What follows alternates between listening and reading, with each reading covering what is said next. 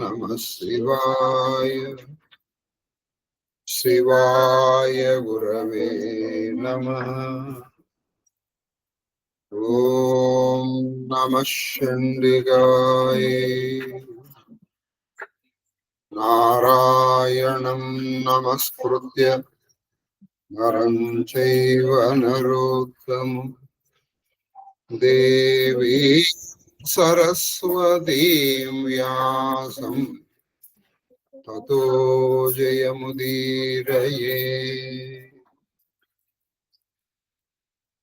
నమస్తే శారదా దేవి కాశ్మీరపురవాసిని త్వామహం ప్రార్థయే నిత్యం విద్యాదానం చ దేహి మే.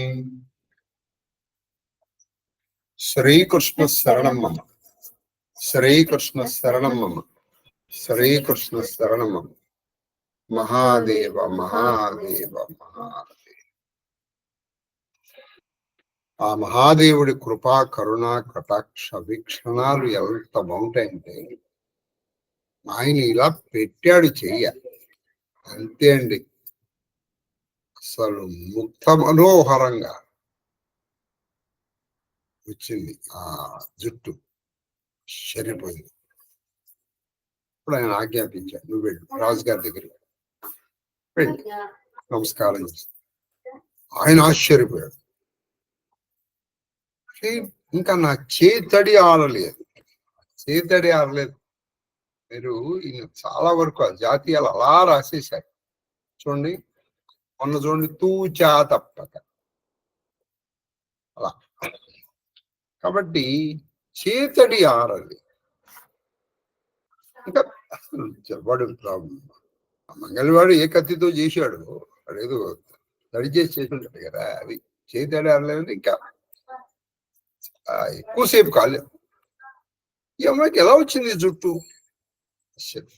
ఇదంతా మంగళ చేసిన మా ఉంటుంది, మనం తీసుకుంటారు కదా. అనేటప్పటికీ ఈవిడ మళ్ళీ నమస్కరించింది ఆయనకి. ఎవరికి? రాజుగారికి, ఆ యాదవ్ భూపతికి నమస్కరించి ఇలా మాట్లాడుతుంది ఆ తల్లి. ఎవరితో? యాదవ్ భూపతి. మహాదేవ చెప్పం. ఉత్పలమాల బద్దు. విన్నపమాదరింపు పృథివీవర. అది విన్నపమాదరింపు పృథివీవర. ఓ పృథ్వీవర అంటే మన భూమికి వరుడు. ఓ రాజా, నా విన్నపం దయచేసి మన్నించండి, నా మాట వినండి. విన్నపమాదరింపు పృథివీవర. మంగళి మాయలేవియు మాయలేవియు పన్నాడు. అయ్యా, మీరు అనవసరంగా ఆ మంగళివాణ్ణి, ఆ నాపకుణ్ణి, శాస్త్రం ఏం చెప్తుందంటే సత్శుద్రో గోపనాపక అని. ఇప్పుడు ఎలాగైతే సద్బ్రాహ్మణులు ఉంటారో సత్శూద్రులు కూడా ఉన్నారండి. శాస్త్రం అయితే అలాగే చెప్పింది. దీనికోసం ఏం భయపడాల్సిన అవసరం లేదు. సత్శుద్రో గోపనాపక. గోప అంటే గొల్లవాడు, నాపకుడు అంటే మంగళవాడు. వీళ్ళిద్దరే సత్శూద్రుడు. కాబట్టి మంగళి మాయలేవి పన్నడు. మీరు అనుకుంటే మంగళ మాయలేవి లేవు, ఇందులో అసలు మాయ ఏమీ లేదు. మరి ఆయన నాకు ముండనం చేసిన మాట నిజం. మరి ఇంత త్వరగా చేతడి ఆరక పూర్వమే నాకు జుట్టు ఎలా వచ్చిందని మీరు అనుకుంటున్నారేమో. చెప్తాను, దానికి కూడా ఉన్నది ఉన్నట్టుగా చెప్తాను. మీ మహాజ్ఞకు ఒక భంగము కలుగుని. మీ మహాజ్ఞకు ఒక భంగము కలుగుని. ఇక్కడ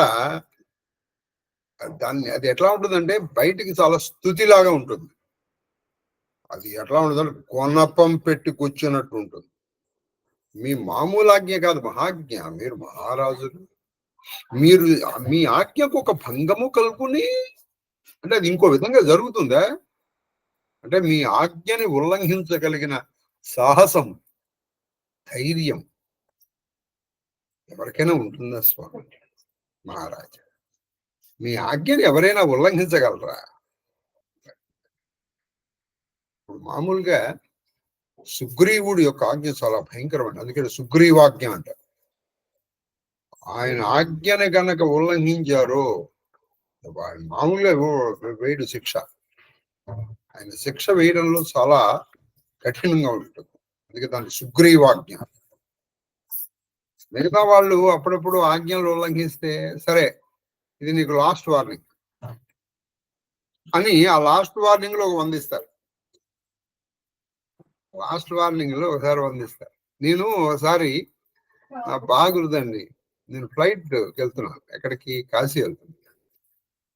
నేను దాదాపు బోర్డింగ్ టైం కంటే 1 hour ముందర వెళ్ళిపోయాను. 1 hour అని పని దాని ముందర వెళ్ళాను.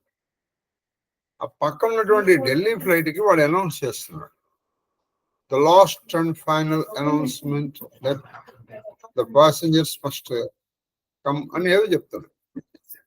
ఏది గంట మట్టి అదే ద లాస్ట్ వన్, లాస్ట్ మరి కనీసం నువ్వు ఈ లాస్ట్ అంటాం వల్ల మానేరా అని చెబుదామన్నది ఏదో తెలియండి.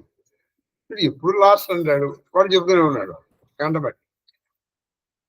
కాబట్టి కొంతమంది ఎలా చెప్తారంటే ఇగో ఇదే నీకు ఆఖరిసారి చెప్తున్నాడు. అది ఆఖరిసారి కాదు. ఆఖరిసారి అయితే ఆ తర్వాత మళ్ళీ వాడు ఆ తప్పు చేసినప్పుడు వాడికి చాలా భయంకరమైన శిక్ష వేయాలి. మనం వేస్తాము, వేయం.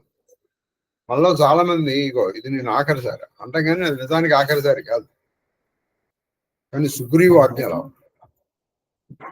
ఇక్కడ కూడా అంతే.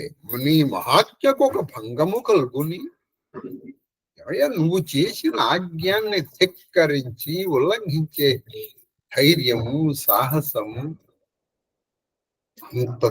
అంత తేకువ, అంత టెంపరితనం ఉన్నటువంటి వాడు ఎవడైనా ఉన్నాడా? ఎవడు లేడు. అంతేందుకు నేను కూడా పారిపోలేదే, చేయించుకున్నా. కాబట్టి ఇందులో మీరు మంగళని అనవసరంగా దూషించక. సర్వమంగళాసన్న మనోహరాంగ, ఇప్పుడు చెప్తున్నాడు, సర్వమంగళాసన్న మనోహరాంగము ఒక జంగమలింగము నా గృహంబున నిన్నటి నుండి కరుణనివ్వటిల్లా వసించి ఉండుట. మీకు ఒకటి చెప్తున్నానండి, అసలు దీనికి అందరికీ కారణం చెప్తున్నానండి. ఇక్కడ ఇదంతా ఒకటే వాక్యం అండి. మీరు రాశారండి దూర్జేట. అసలు ఏమి ఓనమాల నారాయణ నాకే చాలా ఆనందంగా ఉంది. మీకు బాగా వచ్చిన మీకు ఎంత బాగుంటుంది చెప్పండి. ఏముందంటే ఇక్కడ సర్వమంగళాసన్న మనోహరం, సర్వమంగళకు ఆసన్నము అంటే దగ్గరగా ఆసన్నమైందంటే సమయం ఆసన్నమైంది. ఆ సర్వమంగళ సాక్షాత్ రాజరాజేశ్వరి, జగదంబ, జగన్మ, పరమేశ్వరి, ఆ పార్వతి, హైమవతి, ఆ తల్లి ఆసన్న మనోహరాంగం అంటే ఆవిడకి చాలా దగ్గరగా ఉండేటువంటి మనోహరం, ఆవిడ మనస్సుని హరించినటువంటి అంగము, శరీరము కలిగినటువంటి ఒక ఆయన, ఒక జంగమ లింగం. ఆయన జంగమ కాదు, వాళ్ళు జంగమ లింగం అంటే అది కదురుతున్నటువంటి శివలింగం. అది నిజంగా శివుడు అన్న విషయం ఈవిడికి తెలుసా? తెలియదు. వచ్చినటువంటి వాళ్ళు సాక్షాత్ పరమశివుడు అన్న విషయం తెలియదు. ఒక జంగమ దేవరా అనుకుంటుంది. అయితే మీకు ఇక్కడ ఈ మాటతో ఒకటి స్పష్టం అవుతున్నది, జంగమములకు శివునకు అభేదం. ఇంకా చెప్పాలంటే శివవేషధారులకు శివునకు అభేదం. అయితే ఇది మీకు ఒక్క శివుడికే కాదండి. ఇప్పుడు మీరు మహాన్యాసం చేస్తారు, చేస్తూ ఏమని చెప్తారు? నా రుద్రో రుద్రమర్చయేత్. అహం. ఇప్పుడు రుద్రుడిని అర్చన చేయాలంటే నువ్వు రుద్రుడివి కావాలి. అందుకే అదే న్యాసము చేసుకుంటారు. న్యాసము చేసుకోవడం అంటే ఏంటి? ఆ శివుణ్ణి నీ ప్రతి అవయవంలోనూ పెడుతున్నావు. ఇదేంటండి మోకాళ్ళ శివుడు అంటే ఏంటంటే ఉన్నాడు మరి. సగుం సృష్టజిత్ సోమపాబాహుషర్జోర్ధం ప్రతిహిత విరస్తాత్ బృహస్పతే పరధీయాలదేనా రక్షోమిత్రాగుమపాదమనః జంఘాభ్యాం నమః. అని మనం ఇక్కడ ముట్టుకోమంటాం. ఇక్కడ మీరు ముట్టుకోమంటే ముట్టుకోవడం కాదు, అక్కడ శివుడు వచ్చి ఉన్నాడు. విశ్వం భూతం భువనం బహుదా జాతం జాయమాన జగత్ సర్వో హేషరుద్ర సస్మయ రుద్రాయ నమస్తు గురుభాభ్యాం నమః. మీరు మాన్యాసం చేయండి, లఘన్యాసం చేయండి, మిమ్మల్ని మీ శరీరమును, మృణ్మయమైన మీ శరీరమును మంత్రమయం చేయడమే మహన్యాసం, అంతే. మృణ్మయమైన అంటే మట్టిమయమైనటువంటి ఈ శరీరాన్ని అప్పుడు ఏం జరుగుతుంది? నా రుద్రో రుద్రమర్చే, నువ్వు రుద్రుడు అయిపోతావు. రుద్రుడు కాకపోతే నువ్వు రుద్రుడిని అర్చించలేవు.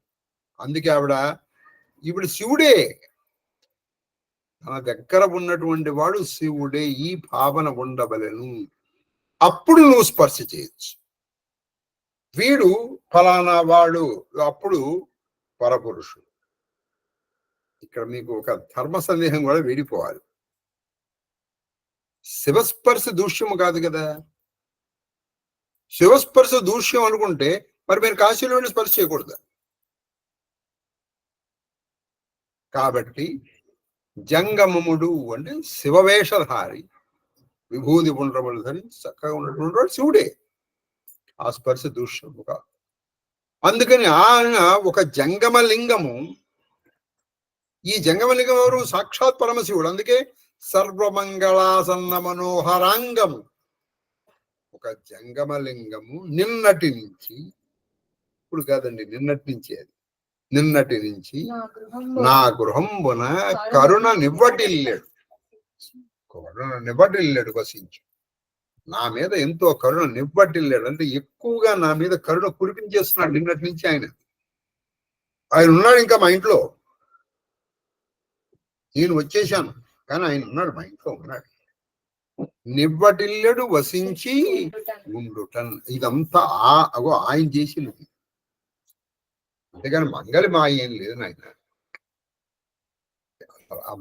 మాటలు చూసారు ఎంత బాగున్నాయి. సర్వమంగళాసన్న మనోహరంగము జంగమలింగము. వృత్యానుప్రాసం. మంగళి విన్నపము. చెప్పాల్సింది చదువు. విన్నపం ఆదరింపము పృథ్వీవర. మంగళి మాయలేవియు పన్నడు. మీ మహాజ్ఞకు ఒక భంగము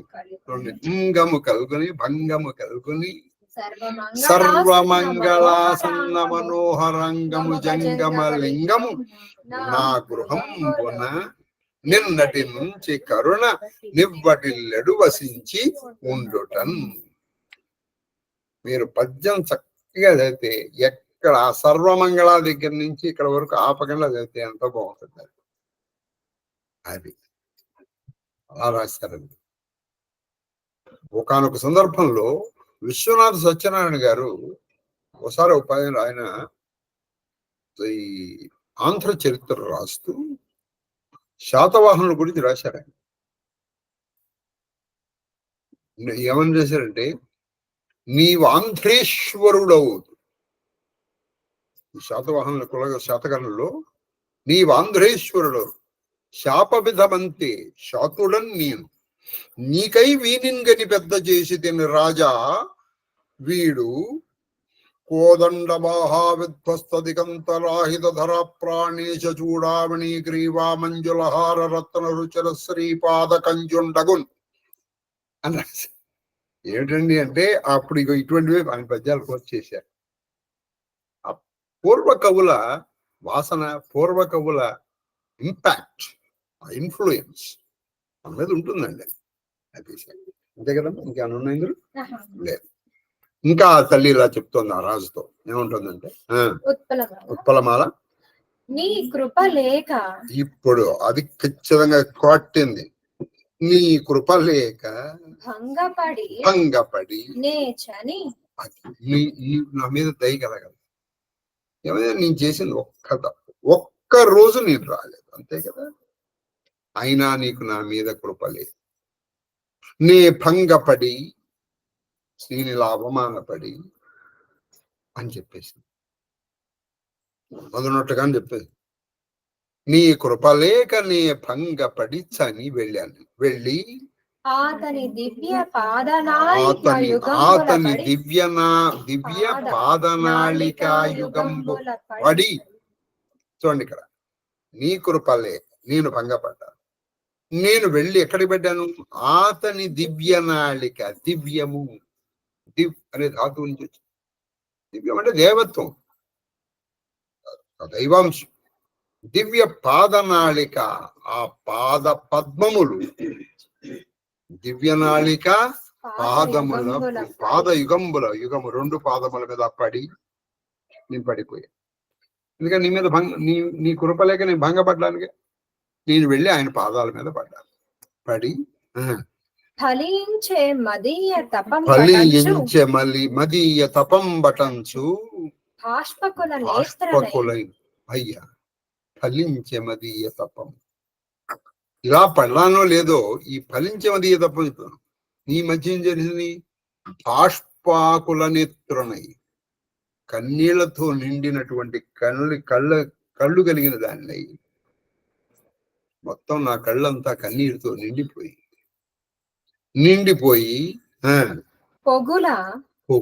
పొగుల అంటే చాలా బాధపడ్డాను. ఆయన కాళ్ళ మీద పడిపోయి, అయ్యా నా గతి ఇలా అయిపోయింది. నిన్న మన కనప చెప్పారు, మళ్ళీ వస్తుంది కదండి, ఎందుకంత బాధపడ్డామంటే, ఒక రాజు శిక్షగా తల తీసేస్తే, తల తీసేటువంటి తల వెంట్రుకలు తీసేస్తే అది ఎంత అవమానం అండి, ఎంత అవమానం కదా. కొన్ని చోట్ల ఎలా ఉంటాయంటే, ప్రాణం పోయినా బాగుండు అనిపిస్తుంది. ఎందుకంటే ఆ కాసేపు, కొన్ని క్షణాలే కావచ్చు, అవమానం భరించే కంటే కూడా ప్రాణం పోతే పైగా. కాబట్టి నేను ఆయన పాదాల మీద పడిపోయి పొగిలాను. ఇది రావాలండి. శంకరాచార్యుల వారు కూడా చెప్తారు, అమ్మా నాకు ఏమీ రాదమ్మా. ఏమిటి రాదు నీకు? ఏమీ రాదు. ఆహ్వానం రాదు, అర్చన రాదు, ఇంకోటి చివరికి ఏడవడం కూడా రాదమ్మా. నాకు ఏడవడం నేర్పడు. ఎందుకంటే పసిపిల్లవాడు కనీసం వాడికి ఏడవడం వచ్చింది అనుకోండి, అమ్మ వచ్చేస్తుంది. వాడు ఏడ్చాడు వస్తుంది. ఏడవడమే రాదనుకోండి, తల్లి రాదు కదా, ఆడుకుంటున్నాడు అని రాదు. కాబట్టి తల్లి తొందరగా రావంటే నువ్వు ఏడవడం నేర్చుకోవాలి. కాబట్టి నజానే విలపనం అంటారు. కాబట్టి ఈవిడ ఏడ్చింది ఆయన పాదాలు. ఆయన ఎలా తీసుకున్నారో మనం చూసాంగా. ఈవిడ ఏడుపుని ఆయన అర్చనగా ఎలా తీసుకున్నారు. కాబట్టి ముందర మనకి ఏడవడం వస్తే భగవంతుడి కృపకి మనం పాత్రలో.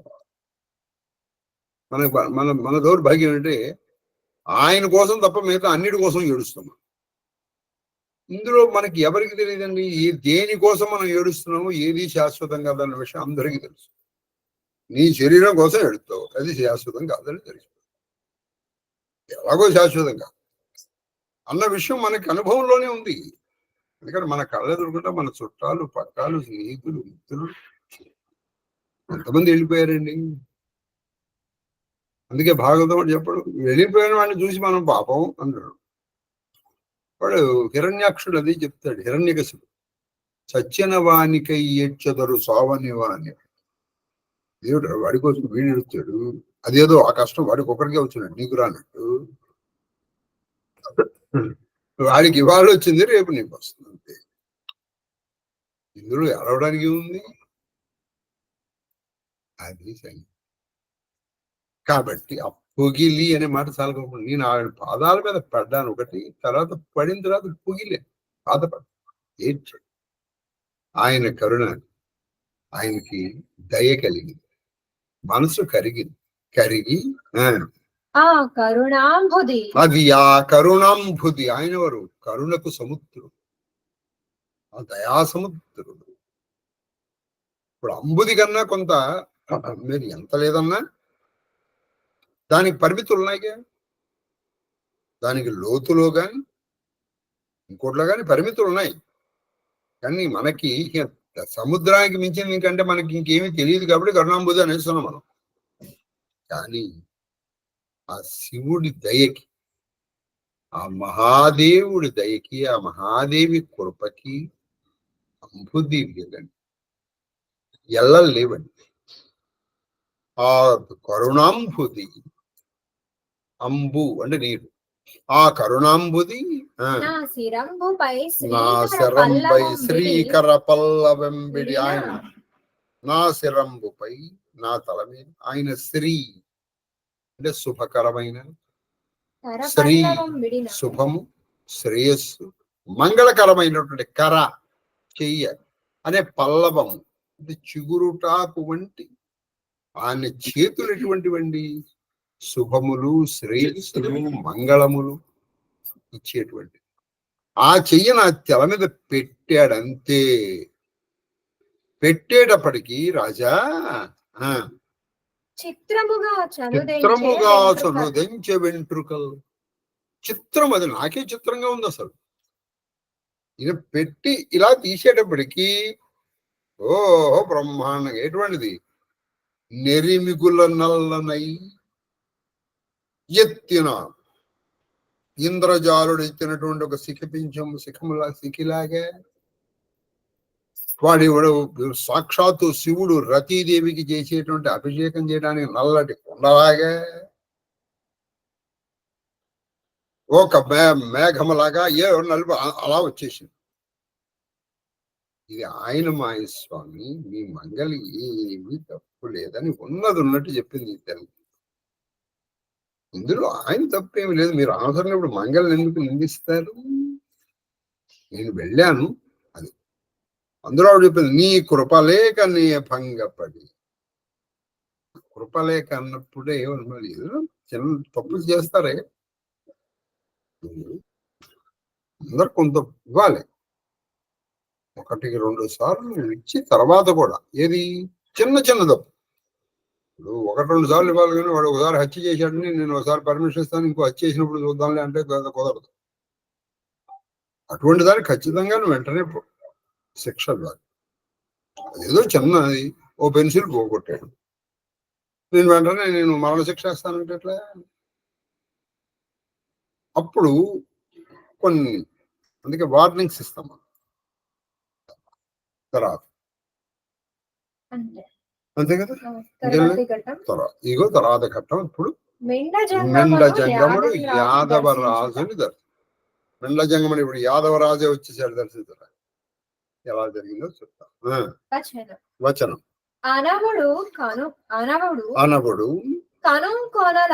అది కను కొనలను కొనలు సాగు కనలున అనుకూలంబైన హృదయంబు సదయంబుగాను నరించి అది చతురుదది వలయిత క్షితిపతి కతిపయ హిత పురోహిత సచివ సహితంబుగా మచ్చ కంటి ఇంటికిన్సని జంగంబలింగంబు పదాంభోజంబుల కరాంభోజ ముఖాంభోజంబుల పూజించి వినయ వినమితోత్తంగుడై ఇట్లని. ఇప్పుడు ఏం జరిగిందంటే, అనవుడు ఇలా ఈవిడ అనేటప్పటికీ ఈవిడ చెప్పింది కదా, నాయన ఇది మీ మంగళం లేదు, నేను వెళ్ళాను, ఆయన పాదాల మీద పడ్డాను, ఆయన నా తల మీద చేయి పెట్టాడు, ఎడవకన్నాడు, ఇందని వచ్చింది అనేటప్పటికీ ఈ రాజు ఏం చేశాడంటే, కొనలు సాగు కొనలా అంటే నేత్రముల చివర, నేత్రముల యందు బాగా కొనలు అంటే బాగా కళ్ళు పెద్దవి చేసి ఉన్నాడు కోపంతో. కొనలు సాగు కనలుడు అంటే కోపంతో. అప్పటికి నేను కోపంతో కళ్ళు పెద్దవిగా అయినాయి. ఇప్పుడు అలా కోపంతో పెద్దవైనటువంటి కళ్ళు ఇప్పుడు ఏమైపోయినాయి, అనుకూలంబైన. ఇప్పుడు నెమ్మదిగా ఆశ్చర్యము, అనుకూలత, దయతో పెద్దవిగా ఉన్నాయి. కళ్ళు పెద్దవిగా ఉన్నాయంటే ఒకప్పుడు కోపంతో, ఇప్పుడు దయతో, అనుకూలతతో, ఆశ్చర్యంతో చేసి చేసి ఆయన ఏం చేశాడంటే చతురదది వలయ వలయిత క్షితిపతి. ఈ క్షితిపతి అంటే యాదవరాజు, చతురదది అంటే 4 సముద్రముల చేత వలయిత చుట్టబడినటువంటి దానికి రాజు. ఇది ఖచ్చితంగా చెప్పాలంటే ధూర్జటిది ఔపచారము. ఇది మనము ఖచ్చితంగా ఇది ఎగ్జాజరేషన్, ఖచ్చితంగా చాలా అతిశయం. ఈయన కృష్ణదేవరాయల ఆస్థానంలో ఉన్నారు. యాదవ భూపతి ఒక ప్రాంతమునకు రాజు, అంతే కదండి. నారాయణ వనము, ఆయన రాజధాని నారాయణ వనం, ఇప్పటికి ఉంది నారాయణ వనం. అంతేగాని ఈయన చతురదోది ఇప్పుడు చతురంబోధి పరిత భూములను ఎలా చెప్తాను? చతు సముద్రముద్రత వేలావల జలచక్రము. ఇది ఔపచారము, ఇందులో అనుమానము లేదు. అయితే కొంచెం పెద్దగా చేశారు ఆయన రాజు, అందులో అనుమానం లేదు. చెప్పాలంటే చక్రవర్తి కూడా కాదు, ఆయన సామంతుడే. మహా అయితే సామంతుడు కాకపోయినా ఆయన ఒక మామూలు రాజు ఉండొచ్చు, ఎవరికి సామంతుడు కాకపోవచ్చు. It must have been an independent kingdom, but definitely not ఇది 4 సముద్రముల చేత చుట్టబడినటువంటి దానికి మాత్రం ఈ యాదవ భూపతి రాజు కాదు. ఇది ఖచ్చితంగా అతిశయోక్తి, మహాతిశయోక్తి, మామూలు అతిశయోక్తి కూడా కాదు. అందుకే దీన్ని లాక్షణికులు ఒప్పుకోలేదు. పెద్దవాడు చేసినా తప్పేనండి, కాబట్టి అది లాక్షణికులు ఒప్పుకోలేదు. ఏదో ఆ మహారాజు అంటే సరిపోయేది. కానీ అటువంటి క్షితిపతి ఏం చేశాడంటే కతిపయ అంటే కొంతమంది, పురోహిత కొంతమంది, ఆయన రాజుగారు ఒక్కడే వెళ్ళగా ఆ జంగమలింగం దగ్గరికి ఈయన స్వయంగా వెళ్ళదలుచుకున్నాడు. వెంటనే తన దగ్గర ఉన్నటువంటి పురోహితుల్ని తీసుకున్నాడు. ఈ పురోహితులు అనగా ఎవరో మనం నేర్చుకున్నాం. ఇప్పుడు పురోహితులు అంటే ముందరగా పురమునకు హితము చేయవాడు పురోహితుడు, అదొకటి. రెండోది చెప్పము, ఇక్కడ అమరంలో ఏముందంటే పురోధాస్తు పురోహిత అంటే చెప్పమ్మా, శాంతిక పౌష్టికాది కర్మసు పురోధీయత ఇది పురోధ అంటే శాంతి కర్మలు, తర్వాత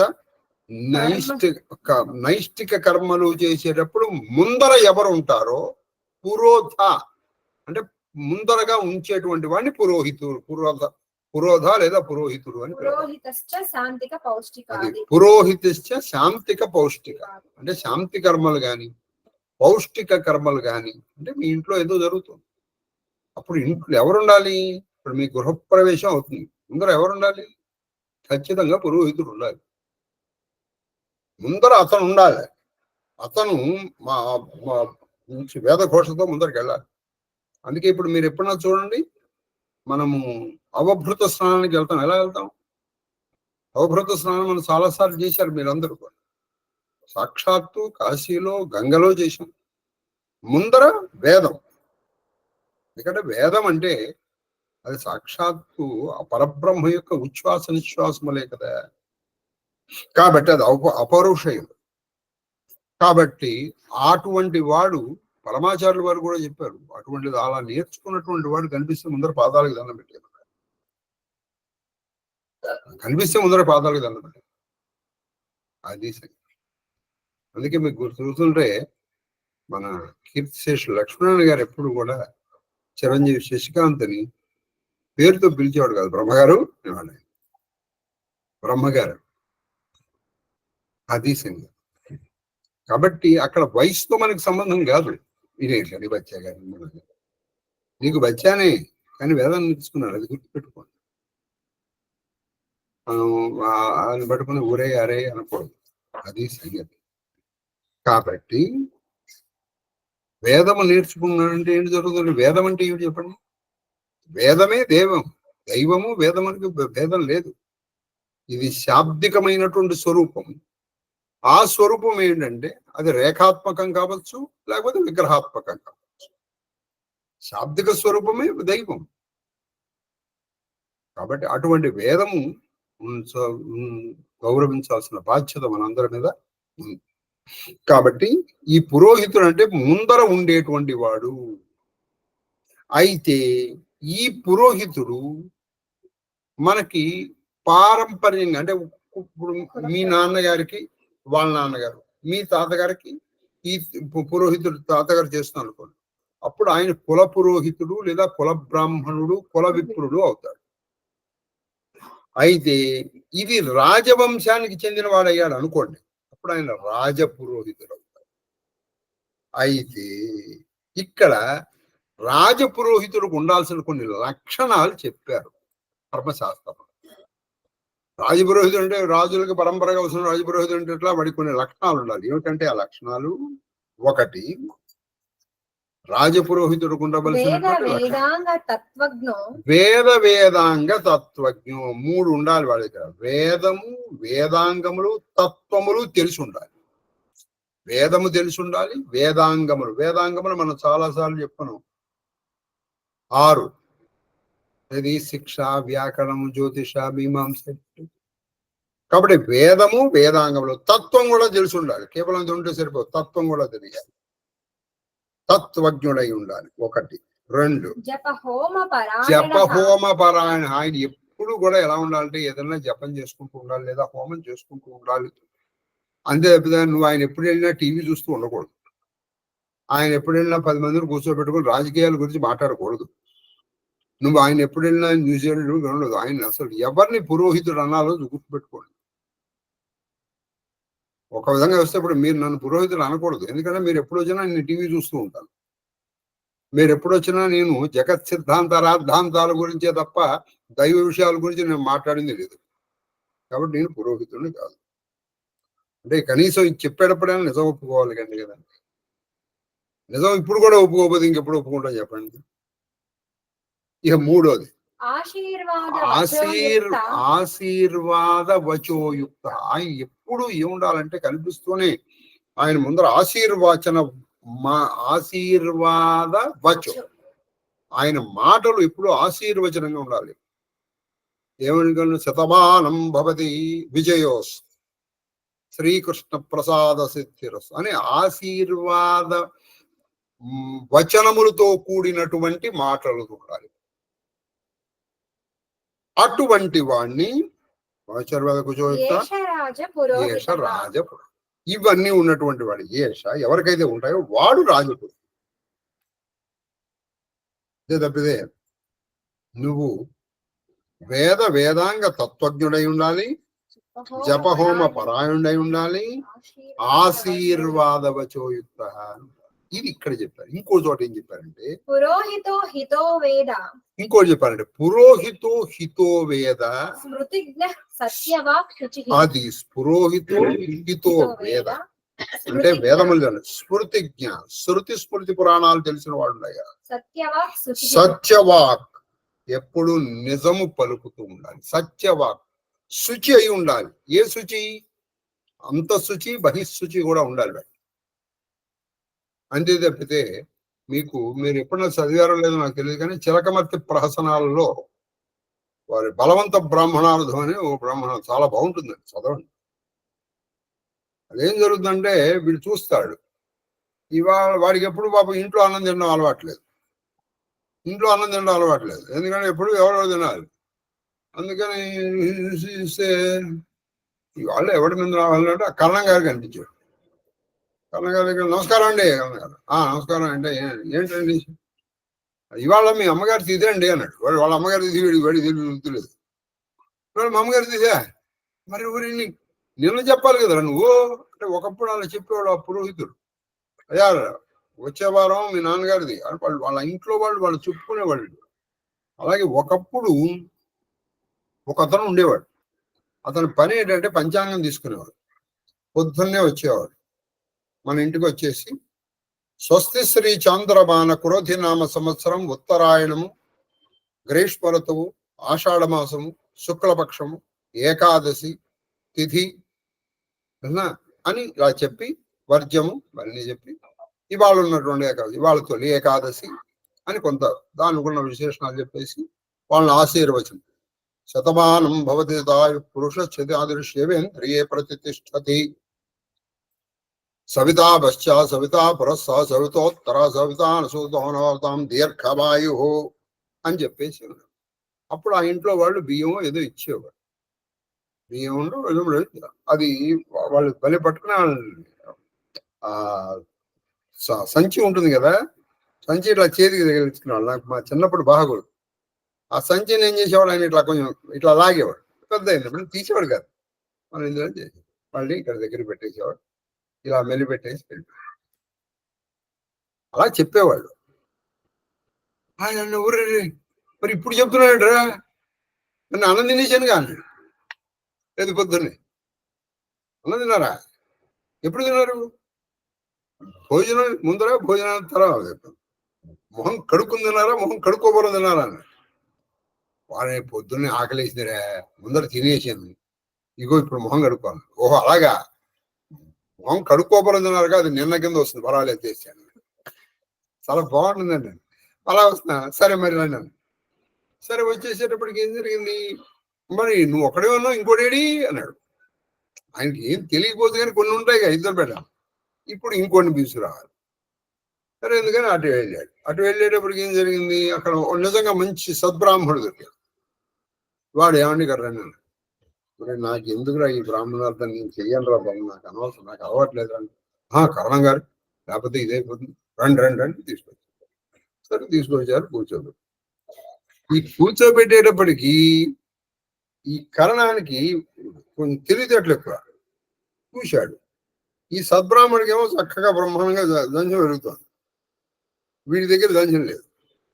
వీడేం చేశాడు ఈ దంచాన్ని, ఆ క్రితం రోజు రాత్రి వీడు వేశ్యాలు ఆ దంచం తీసుకెళ్ళి అక్కడ చిలకోకి తగిలించాడు. పొద్దున్నే మళ్ళీ వేసుకోవడం మర్చిపోయి వచ్చాడు.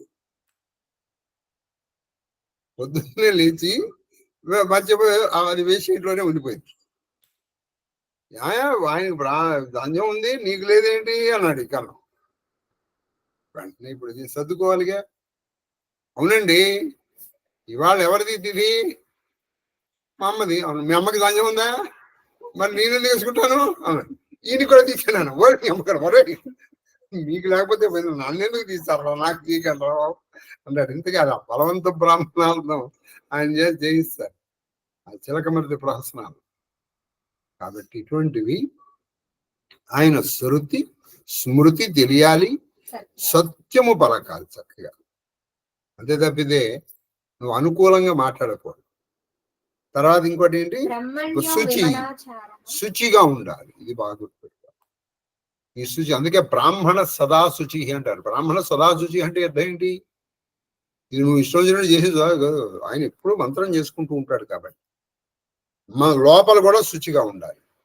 లోపల అనవసరంగా నువ్వు కామ క్రోధ లోభ మద మోహ మాత్సర్యాలు, ఈర్ష్య, జిగుప్స ఇవన్నీ పెట్టుకుని నేను బ్రాహ్మణుని, నాకు ఇది ఉంది, ఇది ఉంటే సరిపోతుంది బ్రాహ్మణుడికి. కాబట్టి భాగవతం మీకు అనేక మార్లు చెప్పింది, జన్మనా జాయతే శూద్ర కర్మణా జాయతే ద్విజ వేదాధ్యయనంతో బ్రహ్మజ్ఞానంతో బ్రాహ్మణ. పుట్టుకతో ప్రతివాడు శూద్రుడే. నువ్వు బ్రాహ్మణి అవ్వచ్చు, నువ్వు బ్రాహ్మణ జన్మ పుట్టి శూద్రుడిగా కూడా మారిపోవచ్చు. నిత్య సంధ్యావందనము, నిత్య గాయత్రి మంత్ర జపం లేని నువ్వు శూద్రుడివి కాకపోతే మరి ఎలా అవుతావు? కొందరు ఇళ్లలో మనం చూసుకుంటామండి, మిగతా వాళ్ళు చాలా బాగుంటారు చక్కగా. ప్రస్తుత కాలంలో నేను చూస్తున్నాను, బ్రాహ్మణుల ఇంటికి వెళ్ళాలంటే మనం కొంచెం ఆలోచించి వెళ్ళాల్సి వస్తుంది. మిగతా వాళ్ళంటే హాయిగా నిస్సందేహంగా వెళ్ళచ్చు. కాబట్టి ఇప్పుడు వాడు శుచి అయి ఉండాలి, అదన్నమాట. ఇంకోటి ఏంటంటే శుచి బ్రహ్మణ్యో, వాడు బ్రాహ్మణే ఉండాలి. బ్రాహ్మణుడు చెప్పాను, బ్రహ్మజ్ఞానం. విమలాచార, ఆచారం అంటే నువ్వు చెప్పేది కాదు, ఆచరించేది ఆచారం. నువ్వు ఆచరించేది ఆచారం, అది సంగతి. ఏది కనీసం స్నానం కూడా చేయకుండా భోజనాలు చేసేయటం తెలుసా. వీళ్ళు స్నానము చేయకుండా అగ్నిహోత్రం వెలిగించడం చేయొచ్చండి. అగ్నిహోత్రం దేవుడు అని మీరు నమ్ముతున్నారు. అగ్నిం దూతం వృణీమహే హోతారం విశ్వవేద సమస్యజ్ఞ సుకృతం త్వమగ్నే రుద్రోసురోమహో దివస్త్వకం శోమారుతం అగ్ని శుచి వ్రతతమ శుచిర్ విప్ర శుచి కవి శుచి రోచతాహుత. నమ్ముతున్నారా? నమ్ముతున్నప్పుడు ఆ అపరిశుభ్రమై అపవిత్రమైనటువంటి రాత్రి బట్టలతో నువ్వు అగ్నిహోత్రుని తాకవచ్చా? మరి నువ్వు అవి తాకి నేను బ్రాహ్మణ్ అంటే నువ్వు ఎలా చెప్తావు? How do you claim? ఏదో ఒక జాతిలో పుట్టుండొచ్చు అంతే బస్.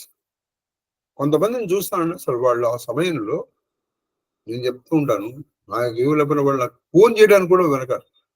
నేను మొన్నప్పుడు నేను చేద్దాం అనుకున్నాను గురుగారు, అప్పుడు ఇంకా నేను స్నానం చేయలేదు, స్నానం చేసి మీకు ఫోన్ చేద్దామని ఆగాను ఫోన్ చేయడానికి. అదే మన బ్రాహ్మణులు వస్తారు, వాడు అప్పుడే నేను మొన్నప్పుడు 3 రోజుల క్రితం మొహం కడుక్కున్నాను సార్ అని వాడు నా దగ్గరకు చెప్తాడు. ఎవడు బ్రాహ్మణుడు? కాబట్టి ఇది వేసుకున్నవాడు బ్రాహ్మణుడు ఎందుకు అవుతాడండి? ఆచరించినటువంటి వాడు. కాబట్టి విమలాచారం ప్రతికర్త పదామృజ ఎప్పుడూ కూడా చక్కటిగా పనులు చేస్తూ ఉంటారు. చెయ్యాలి. ఇప్పుడు మీకు 6 ఏది మనము యజనము యాజనము. చూడండి, మీకు ఇన్న కర్మల్ని ఇంతకుపూర్వం భారతంలో కూడా చాలాసార్లు చెప్పాను. దానము చేయడము, దాన ప్రతిగ్రహణ. కాబట్టి ఇటువంటివి చేసేటువంటి వాడిని పురోహితుడు అని పిలవాలి.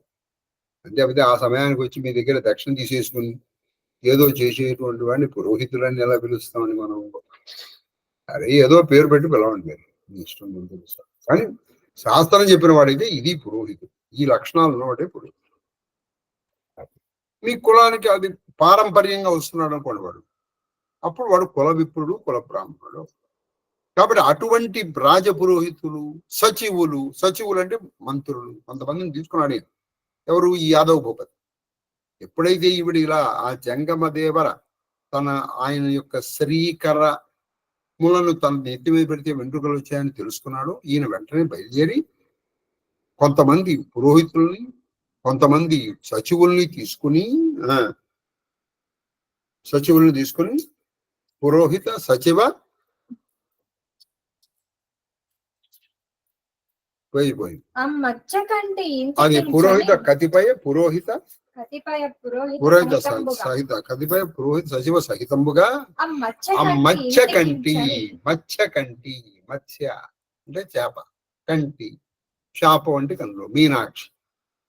ఆ మత్స్యకంటి మత్స్యకు వంటి కన్నులు ఉన్నటువంటి ఆ మత్స్యకంటి ఇంటికి చని వెళ్ళి జంగమలింగ పదాంభోజంబులకు, ఆ జంగమలింగాన్ని చూశాడు. ఆయన పాద పద్మములకు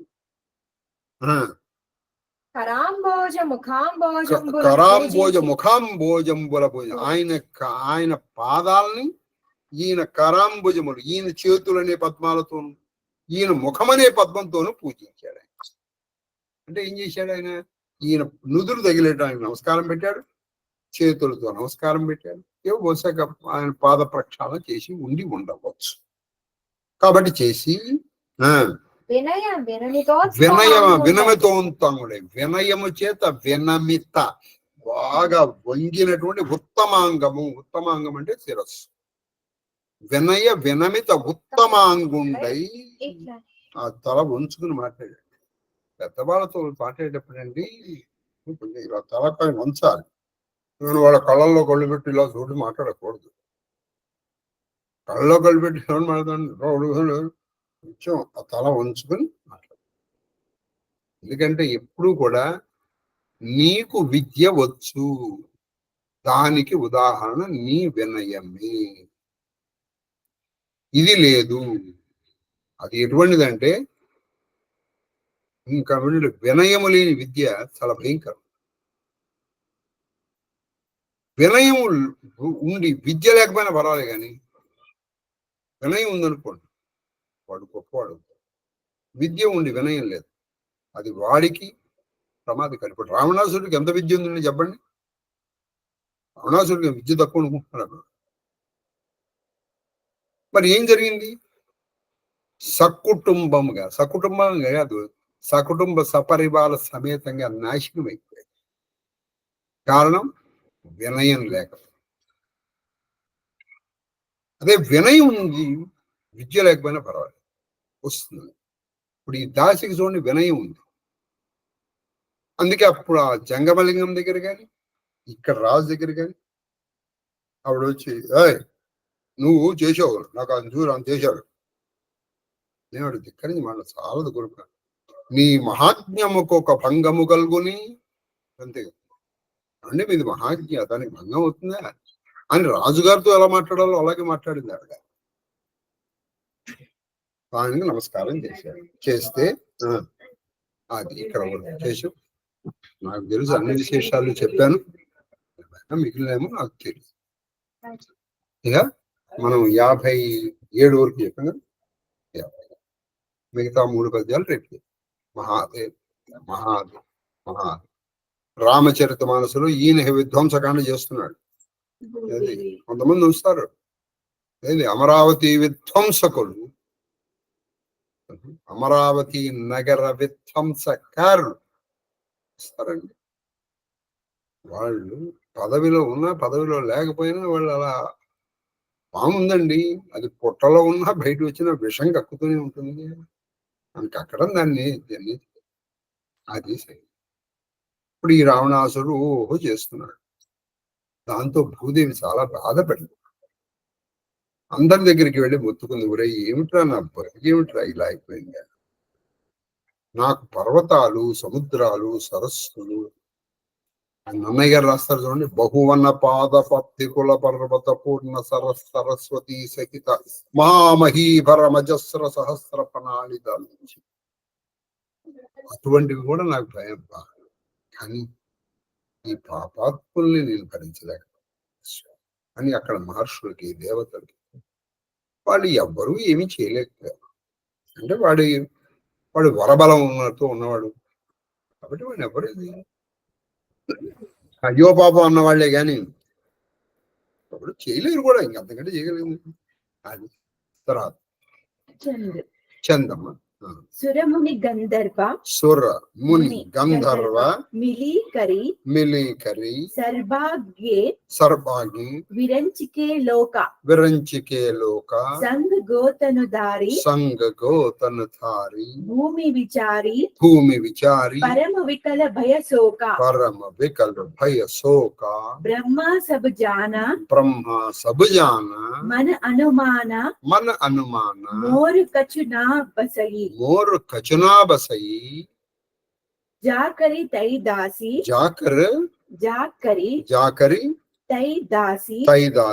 సో అభినాసి హమరేహు తోర సహాయి దేవతలు గంధర్వులు మునులు కలిసి బ్రహ్మలోకమునకు వెళ్ళిరి. ఇప్పుడు దేవతలు పాపం గంధర్వులు అందరూ బ్రహ్మలోకానికి వెళ్ళి, అయ్యా భూదేవి చూడండి పాపం ఇలా బతుకుంటుందండి, ఆవిడకి ఏమన్నా పరిష్కారం ఉంటే చూపించండి అన్నారు. ఎందుకంటే ఎవరికి వచ్చినా బ్రహ్మదేవుడు కాదు. ఈ బ్రహ్మదేవుడు ఎటువంటి వాడు అంటే, మీరు పురాణాలు బాగా చూస్తే జనరల్ ఫిజిషియన్ అన్నమాట. అంటే he will detect actually what is what అని, ఆ తర్వాత he will send it to the specialist అన్నమాట. శోక భయములతో పృథ్వీయు, అది శోకల భవంతో పృథ్వీతో గోరూపమున వారిని అనుసరించే ఉండెను. ఆవిడ కూడా పరమ వ్యాకుల చిత్తతో ఆ భూముడు గోవుగా ధరించి ఆవిడ కూడా వాళ్ళని కూడా త్వరపడి ఉంది. ఆవిడ వారి వలన బ్రహ్మదేవుడు విషయములన్నింటినీ గ్రహించి బ్రహ్మదేవుడు వీళ్ళందరూ చెప్పి తన అశక్తతను ప్రకటించుచు ఆయన తన అశకమ్మ నువ్వు చెప్పింది నిజమేమ్మా, కానీ నేనేం చేయలేను. అయితే ఆ పృథివితో ఇలా అంటున్నాడు ఆయన, ఎవరు? బ్రహ్మదేవుడు. నీ సేవలను అందుకొనుచున్న ఆ స్వామి, నీ సేవలు అందుకున్న ఆ స్వామి ఎవరు? మహావిష్ణువు. మనలను అందరినీ కాపాడగలడు, రక్షకుడు అతడే. నువ్వు ఆయన్ని సేవిస్తున్నావు కదా, నీకు నాకు కూడా రక్ష ఆయనే అమ్మా, నేను కూడా ఏమీ చేయలేను అని చెప్పేశాడు బాబు.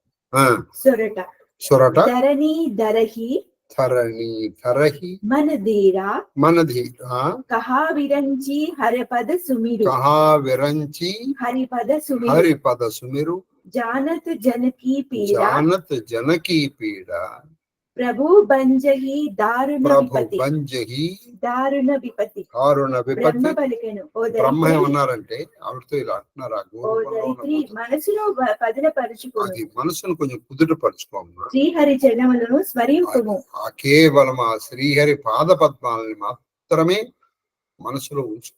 ఈ ప్రభు వ్యాకులత కొంచెం తగ్గించుకో. ప్రభు తన భక్తుల కష్టములను ఎరుగును. ప్రభు ఆ మహావిష్ణువు తన వాళ్ళ భక్తులు పడే కష్టాలు ఆయన తెలియంటారు. దారుణమైన నీ ఆపదను తొలగించును. దారుణమైన నీకు వచ్చిన ఈ ఆపదను ఆయన తొలగిస్తాడు.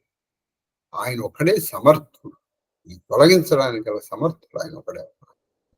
తర్వాత చౌపాయి చౌపాయి బయటే సురసబు బయటే సురసభు కరహి విచార కరహి విచార కహా పాయి కహా పాయి ప్రభు కరెవు పుకార ప్రభు కరెవు ఉపకార పుకార పుకార పుర బైకుంఠ్ పుర వైకుంఠ జాన కహ కోయి జాన్ కహ కోయి కోవు కహా కో కహా పయనిధి బస ప్రభు పయనిధి సోయి పయనిధి బస ప్రభు బస సోయి ప్రభు సోయి జాకే హృదయ జాకే హృదయ భగతి జసి ప్రీతి భగతి జసి ప్రీతి ప్రభు తహా ప్రకట ప్రభు తహా ప్రకట సదా తేహి రీతి సదా తేహి రీతి తేహి సమాజ తేహి సమాజ గిరిజామై రహు గిరిజామై रहु रहु अवसर पाई अवसर पाई वचन एक कहु वचन एक कहु हरि व्यापक सर्वत्र हरि व्यापक सर्वत्र समाना समान प्रेम ते प्रकट प्रेम ते प्रकट कोई मैं जाना कोई मैं जाना मैं जाना देश काल दिशि देश काल दिशि विधि सिहु विदिशिहु माही माही कहु कहेहु सो कहा सो कहा जहाँ प्रभु नाही जहाँ प्रभु नाही अग जग मया अग जग मया सब रहित बिरागी सब रहित विरागी प्रेम ते प्रभु प्रेम ते प्रभु प्रकट ही जिमि प्रकट आगी ही जिमी आही मोर वचन सबके मन माना साधु साधु करी ब्रह्म बकाना साधु करी ब्रह्म बकाना దేవతలందరూ కూర్చుని ఆలోచించిరి. అది దేవతలందరూ కూర్చుని ఒక సమాలోచన చేసుకుంటున్నారు. మన బాధలను విన్నవించు కొనుటకు ప్రభువును ఎచ్చట వెతకవలెను. ఇప్పుడు మన బాధలన్నీ విన్నవించాలంటే అసలు ఆయన కనపడాలి. ఆయన మనం ముందర ఎక్కడ వెతకాలి? చూడండి, మీరు ఇప్పుడు సప్తశతి చదివినప్పుడు చూస్తారు, ఇలాగే దేవతలు బాధపడ్డారు. బాధపడే వాళ్ళు ఎవరు? ఇది కృత్వా హిమం తన్నగం జగేశ్వరం అన్నట్ల వాళ్ళు ఎక్కడికి వెళ్ళారు? హిమాచలానికి వెళ్ళారు. దయాస్మాకం వరోతో యథాపత్ స్మృతాఖిలా భవతాం నా శిక్షణ తక్షణాత్ పరమాపద. నువ్వు మాకు వరం ఇచ్చావు కదా తల్లి, మీకు ఎప్పుడు ఆపదలు కలిగితేనే అప్పుడు వస్తాన్నావు కదా అని చెప్పేసి వాళ్ళు హిమవన్ నగరానికి వెళ్ళి చేశారు. మహాదేవుడి వల్ల అదే ప్రదేశంలో కూర్చొని చెల్లి చేసుకునే భాగ్యం మాకు మొన్న మా శిష్యుల వల్ల కలిగింది. అక్కడికి వెళ్ళి అక్కడే కరెక్ట్ ఎక్కడైతే ఉందో ఆవిడ స్నానం చేయడానికి వచ్చింది, జాహ్నవిలో స్నానం చేయడానికి వచ్చింది కదా ఆవిడ, అదే ప్రదేశం ఎక్కడైతే అపరాజిత స్తోత్రం పుట్టిందో ఆ ప్రదేశాన్ని కూడా ఈ రోజు కూడా చాముండా అనే పిలుస్తున్నారు. విచిత్రం ఏంటంటే అక్కడ నేను హిమాచల్లో ఒక విచిత్రం చూశాను. అక్కడ ఊరు పేరు, ఆ ఊళ్ళో ఉన్న దేవత పేరు ఒకటే, చాముండా. అక్కడ ఉన్నవాడి పేరు చాముండా. జ్వాలాముఖి ఊరు పేరు జ్వాలాముఖి. తర్వాత చింతాపూర్ణి అక్కడ పేరు చింతా. తర్వాత స్వామి వైకుంఠమున దొరుకునని కొందరు. స్వామి కొంతమంది ఏమన్నారంటే బహుశా మనం వైకుంఠానికి వెళ్తే దొరుకుతారండి అన్నారు. క్షీరసాగరమున వసించునని కొంతమంది ఏమన్నారని క్షీరసాగరంలో శేషసాయిగా ఉన్నారని కొంతమంది ఉన్నారు. తన ఏడ ప్రగాఢ భక్తి విశ్వాసములు కల వారి హృదయముల యందు ప్రభు ప్రకటించుచుండును. అది కానీ ఆయన ఉన్నది అక్కడ క్షీరసాగరంలోనూ కాదు, ఇక్కడ వైకుంఠంలోనూ కాదు. యోగి హృదయాన గమ్యం. తన ఎడల భక్తి, ఆయన భక్తిని ప్రకటించేటువంటి వాళ్ళు, నిర్మలమైనటువంటి భక్తి ప్రకటించే వాళ్ళ మనస్సుల్లో ఉంటారు. మానస సంచరరే. అక్కడ ఆయన ఉండేది, అసలు ఉండేది ఆయన అడ్రస్ చెప్పేశారు అక్కడ. ఎవరి మనస్సులు నిర్మలంగా ఉంటాయో వాళ్ళ మనస్సుల్లో ఆయన ఎప్పుడు వసించేవాడు. అక్కడ ఆయన వెతకాలి. పార్వతి ఆ సదస్సులో నేనును ఉంటిని. అది ఆ సదస్సులో నేను అంటే శివుడికి పార్వతి చెప్పాడు కదా, నేను కూడా ఉన్నాను అక్కడ. ఆ సందర్భంలో నేను ఒక మాటను పలికితిని. అప్పుడు శివుడు నేను వెళ్ళిరా మనం వైకుంఠంలో వెతుకుదాం అక్కడ వెతుకుదాం అంటే అప్పుడు నేను ఒక మాట అన్నాను అని శివుడు అంటున్నాడు. శ్రీహరి సర్వవ్యాపి, భక్తి శ్రద్ధలు శ్రీహరి సర్వవ్యాపి. ఆయన ఎక్కడ మీరు ఆయన వెతుకుతారు? ఆయన ఎక్కడ లేడని మీరు వెతుకుతారు? మీకు భాగవతం చెప్పేటప్పుడు కూడా నేను చెప్పడం జరిగింది, అలాగే సందర్భాల్లో చెప్పాను. మీరు బాగా ఆలోచించవలసింది ఏమిటంటే, రెండు విషయాలు ఇద్దరు చూస్తున్నారు. ఎవరు? హిరణ్యకశిపుడు, ప్రహ్లాదు. మరి ఆయన కనిపించట్లేదు, ఈయన కనిపిస్తున్నాడు. ఏమిటది? కలడంబోది, అంబోధిలో ఉన్నాడు, మరి ఆయనకి కనిపిస్తున్నాడు. అంటే ఏమిటి? మన లౌకికమైన దృష్టికి ఒకటి గాలిగాను, సముద్రముగాను, పృథివిగాను, సూర్యుడుగాను, చంద్రుడుగాను కనిపిస్తారు. కానీ అందులో అంతర్గతంగా ఉన్నటువంటి శక్తిని చూస్తాడు భక్తుడు. అది వెతకాలి. అందుకే ఆయన పద్యం చాలా విచిత్రంగా ఉంటుందండి. చాలా చిన్నపిల్లాడు చెప్పినా అది ఎంతో ఆలోచించదగిన పద్యం. ఇందుగలడు అందులేడలు సందేహం వలదు. అసలు సందేహం వద్దు పెట్టుకోండి. చక్కని సర్వోపగతులు అన్ని చోట్ల ఉన్నాడు. ఎందెందు ఎక్కడెక్కడ వెతకి చూచిన అందందే కలవు. ఈ వెతికి చూడండి. ఇప్పుడు ఒక వస్తువు ఇల్లంతా పరిచేసామండి, ఇప్పుడు దానికోసం మీరు వెతకాల్సింది ఉందా?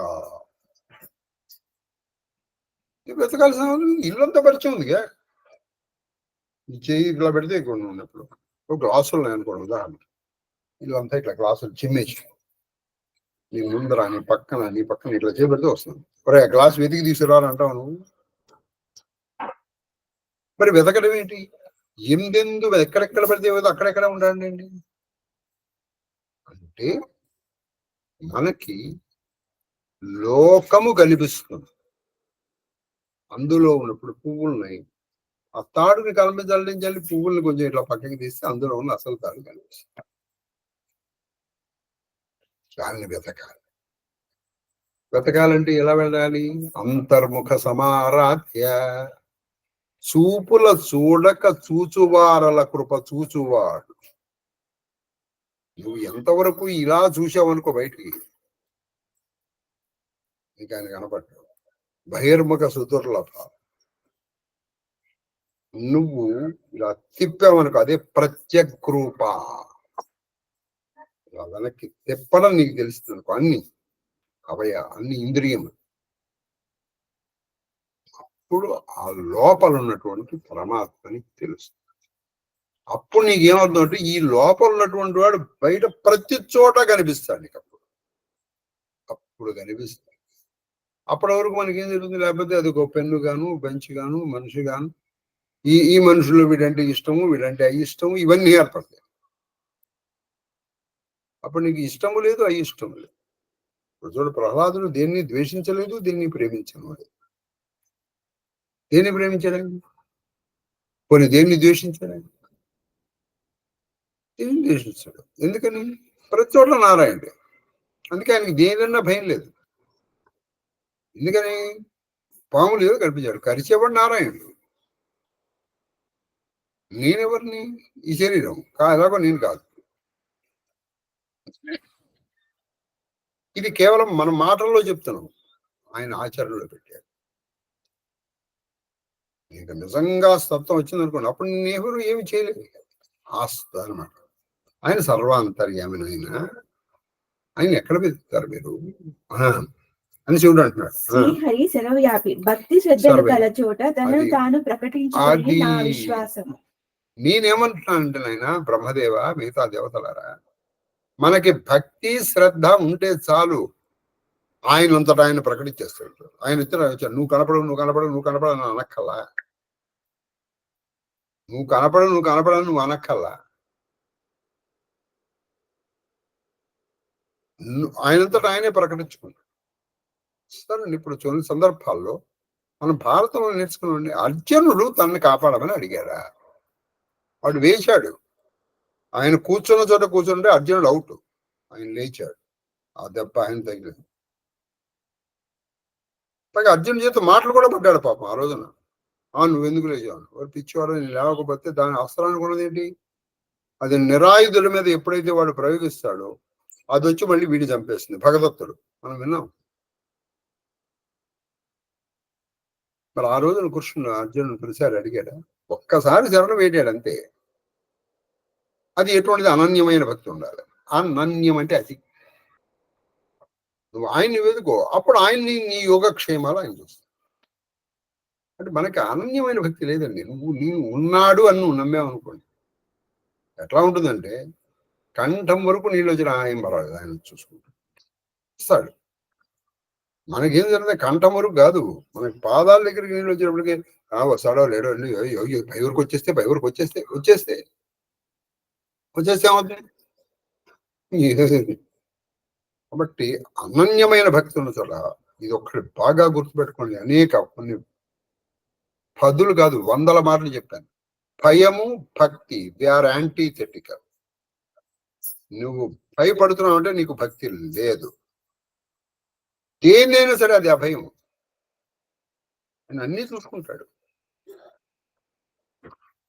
అన్నీ చూసుకుంటానని ఆయనే చెప్పాడు. అది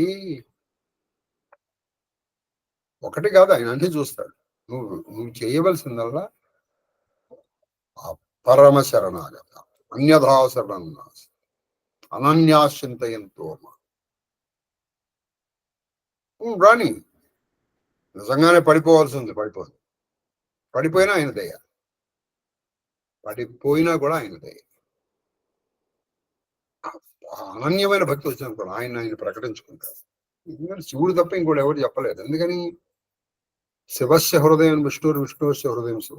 వాళ్ళు మాత్రమే చెప్పగలుగుతారు, మనం ఎందుకు చెప్పగలుగుతాం? ప్రభువు లేని ప్రదేశము, కాలము, దిశ ఉండవు.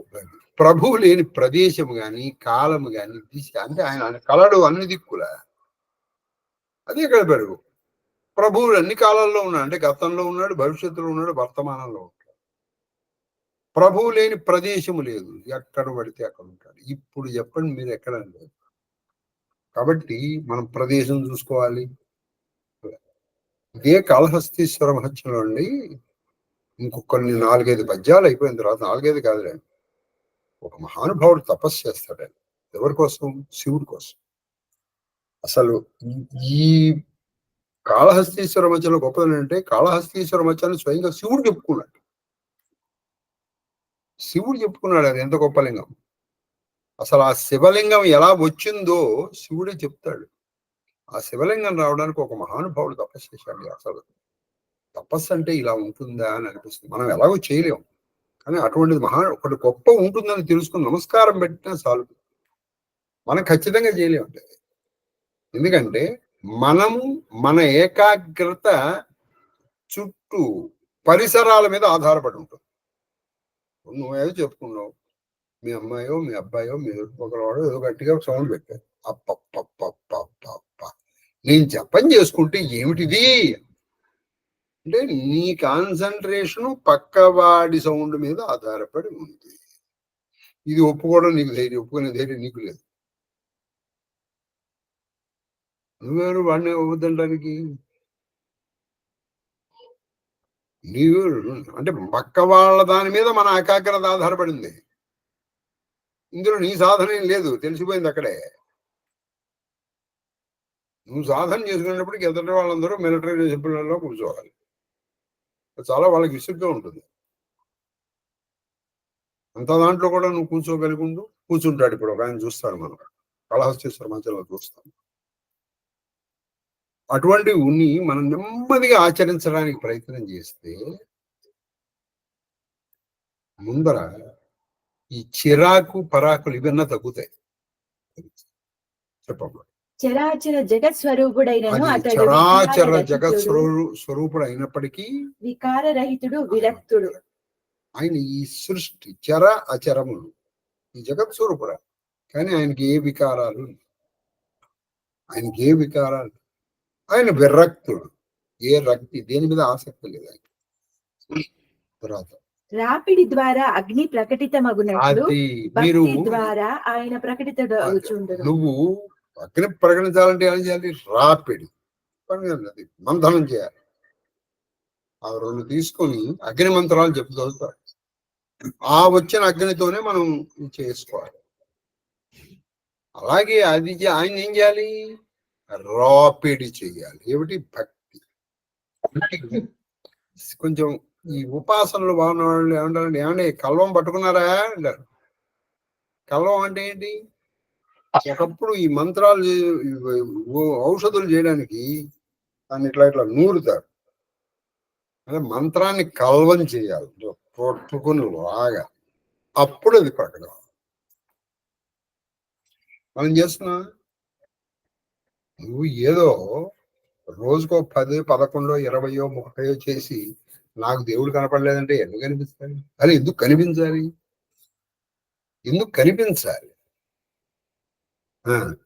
నా మాటలను అందరూ అంగీకరించిరి, బ్రహ్మయు బాగు బాగు అనెను. బ్రహ్మ కూడా సాధు బాగుంది ఆయన నిజంగా. అంటే ఇప్పుడు మనం ఆయన కోసం ఎక్కడ వెతకక్కల, ఇక్కడే కూర్చొని ఆయన ప్రార్థన చేయండి. చూడండి, తొలి ఏకాదశి నాడు చక్కగా విష్ణు ప్రార్థన చేయమని చెప్పింది. కాబట్టి మీరు ఎక్కడికి వెళ్ళక్కర్లేదు, ఉన్న చోటనే మీరు ఆయన సాధన చేస్తే ఆయన మీకు ఉన్న చోట ప్రకటితం అవుతారు. తర్వాత దోహ సుని విరంచి మన హర్షతను పులకి నయన బహనీరా అస్తుతి కరత జోరికర్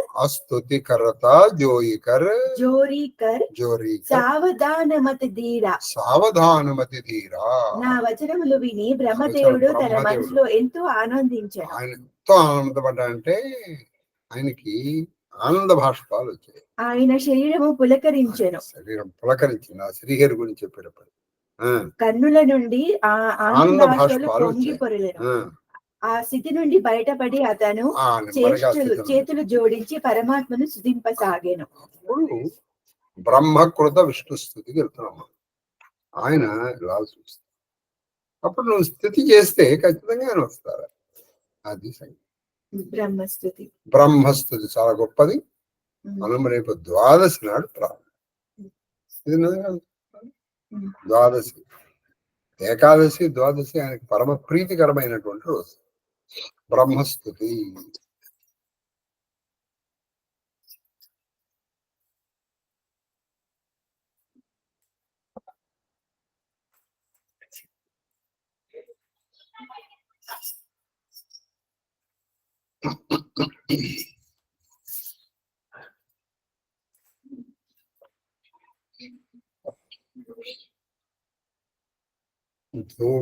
ధూపమాఘ్రాపయామి.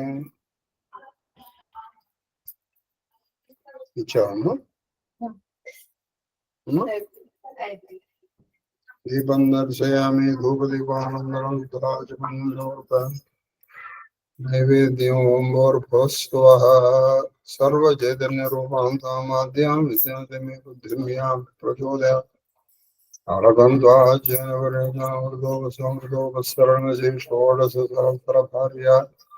అష్టపట్నమహర్షి పుత్ర పౌత్ర పరివేష్టిత శ్రీకృష్ణ పరమాత్మనే నమో నమః. జ్ఞాన ప్రసూనాం బాధమిదరికాళహస్తీశ్వర స్వామినే నమః. హనుమత్ సీతా లక్ష్మణ భరత రామచంద్ర పరబ్రహ్మణే నమో నమః. ఓం ప్రాణాయ స్వాహ, ఓం వానాయ స్వాహ, ఓం వ్యానాయ స్వాహ, ఓం దానాయ స్వాహ, సోమాయ స్వాహ. ఓం బ్రహ్మణే స్వాహ. దేవాని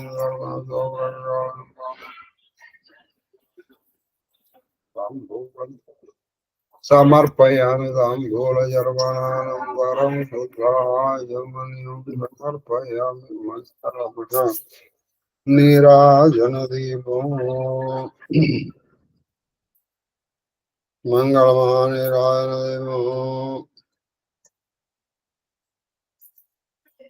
రామాయ రామభద్రాయ రామచంద్రాయ వేదసే రఘునాథాయ నాథాయ సీతాయ పతయే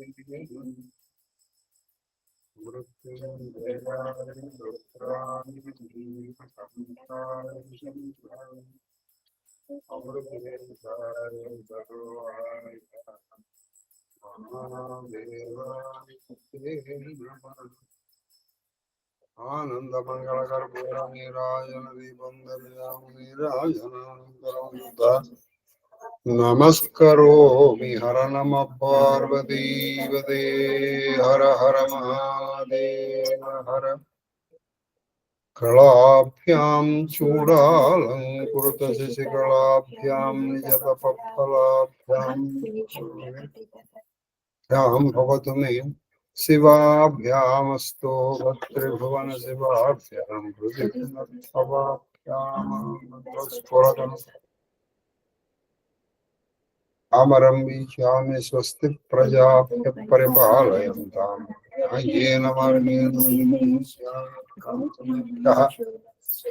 లోకా సమస్తా సుఖినో భవంతు. కాలే వర్షతు పర్జన్యః పృథివీ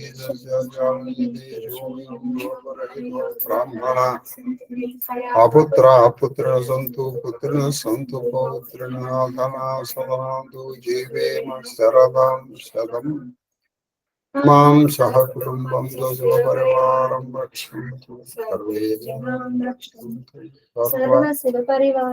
ఆత్మబద్ధ మనోరథ ఫల సిద్ధిరస్తు కరోనా నివారణస్తు ధర్మస్య సర్వం శ్రీకృష్ణ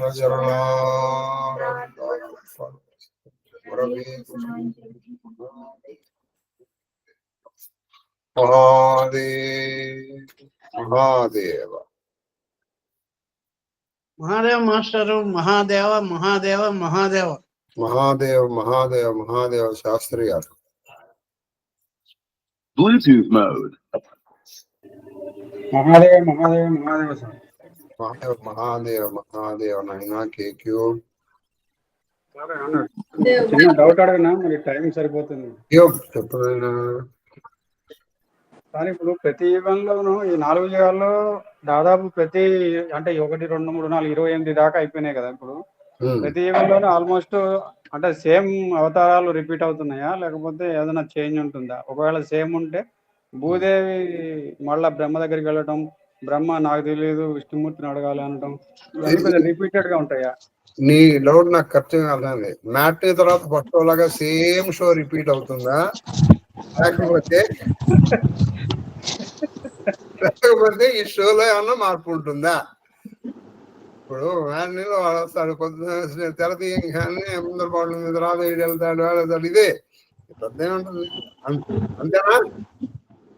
అంతే సార్, అంతే. ఇప్పుడు ఇప్పుడు ఖచ్చితంగా దీనికి నీకు ఒక చిన్న విషయం చెప్తాను. ఇది ఎందులో ఉందంటే అగస్త్య రామాయణంలో ఉన్న ఒక కథని తీసుకుని ఆంజనేయుడు తెలుసు కదా, ఇది రాముడి అంగుళీకం తీసుకున్నాడు.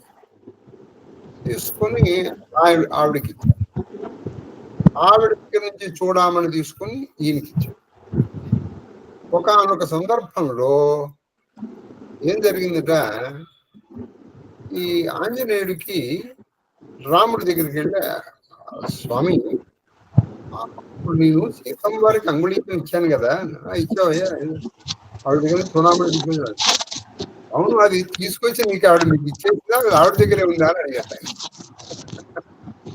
అది మీరు మొత్తం అయిపోయిన తర్వాత ఆవిడ దగ్గరే ఉందా, మీ దగ్గరే ఉందా, అది ఏం చేసింది?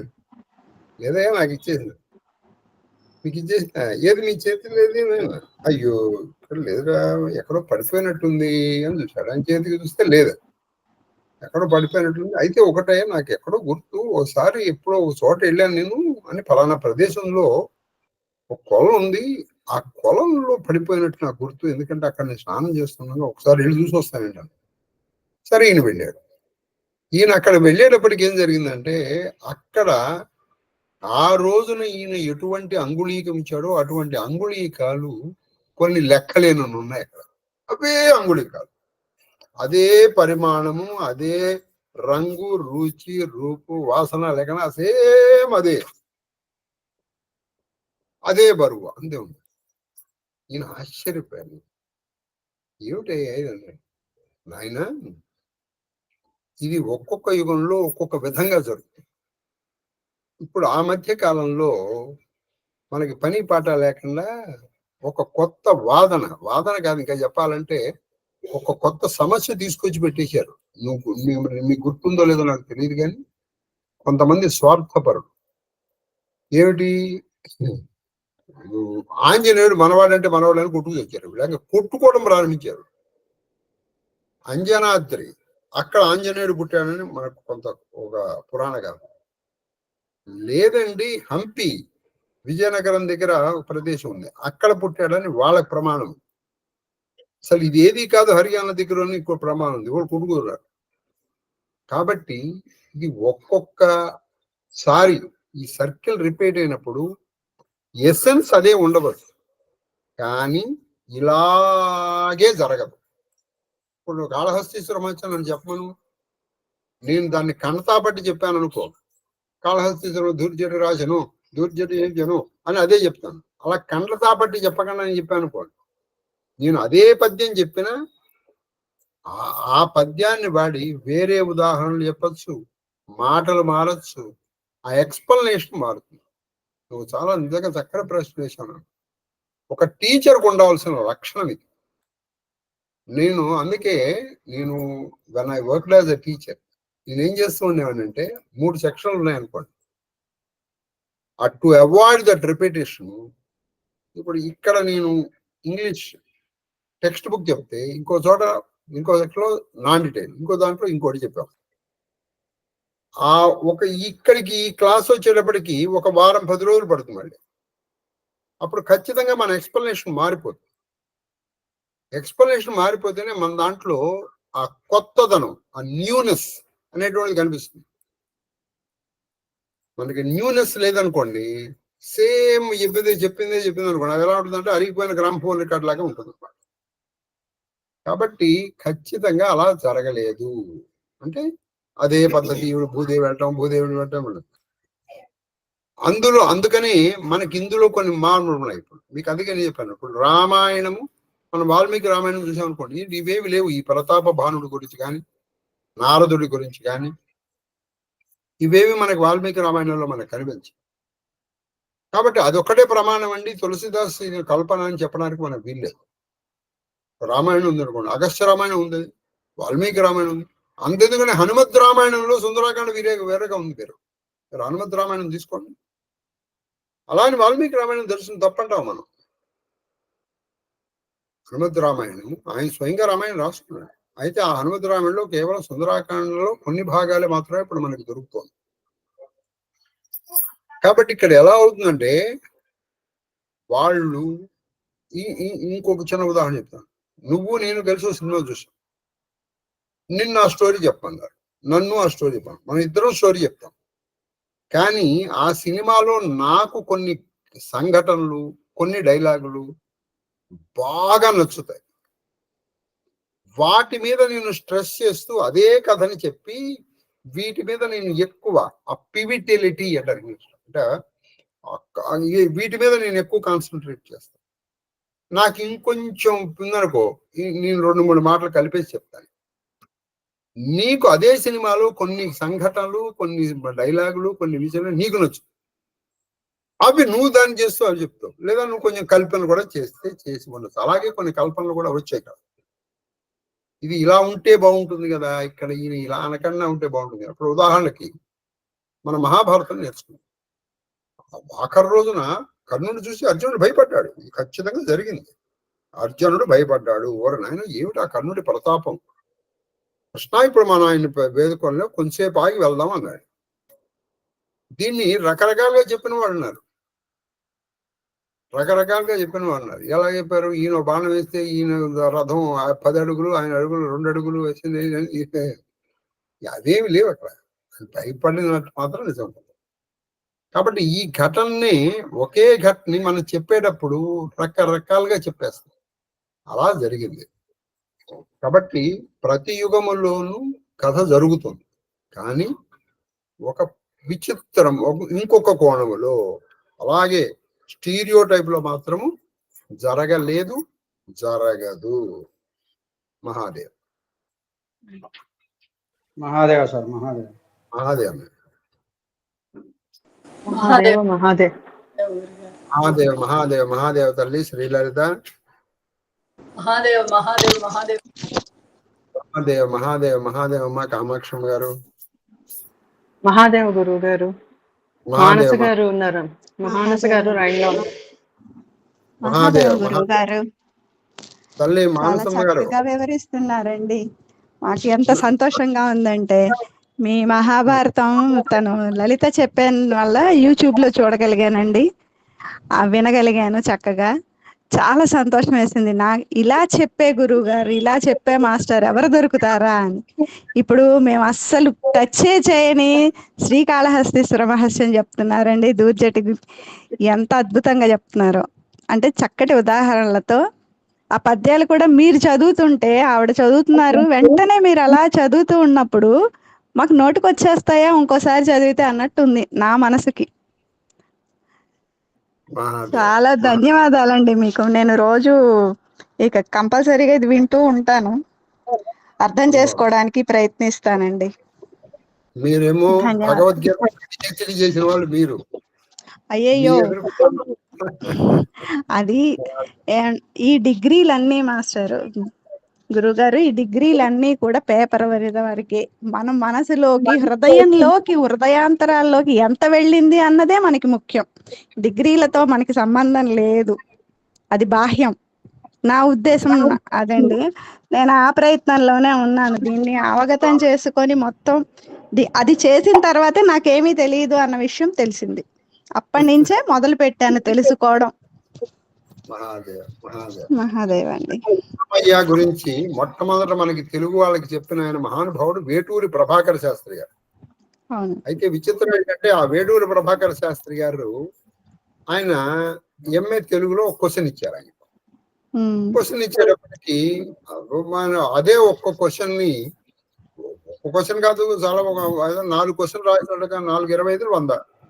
ఈయన ఒకే క్వశ్చన్ కి 3 గంటలు ఆన్సర్ రాసి, ఇది సమయం తీసుకోవడం వల్ల నేను దీన్ని ఆపేశాను, ఇంకా దీనికి రాసినంత రాయాలని రాశారు బాబు.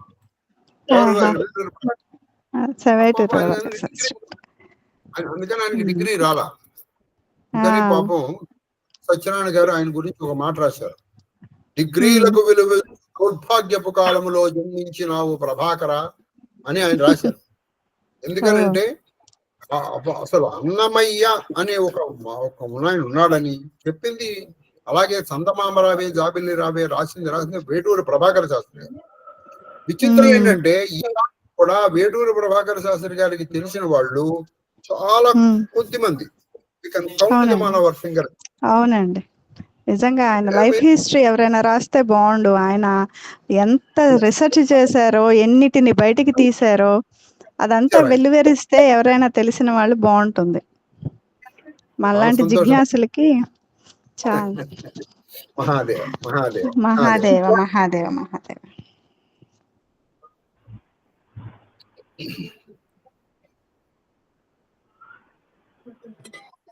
మహాదేవ గురుగారు, మీ పాద పద్మములకు నా శిరస్సు వంచి శతకోటి నమస్కారాలు. అమ్మగారి పాద పద్మములకు నా శిరస్సు వంచి శతకోటి నమస్కారాలు. మహాదేవ మహాదేవ మహాదేవ మహాదేవ మహాదేవ మహాదేవ కన్నప్ప. మహాదేవ గురుగారు, ఈ రోజు ఏకాదశి సందర్భంగా శుభాకాంక్షలు గురుగారు. మహాదేవ మహాదేవ గురు.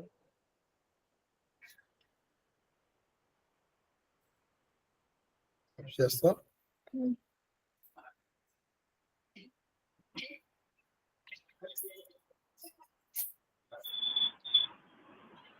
Yes.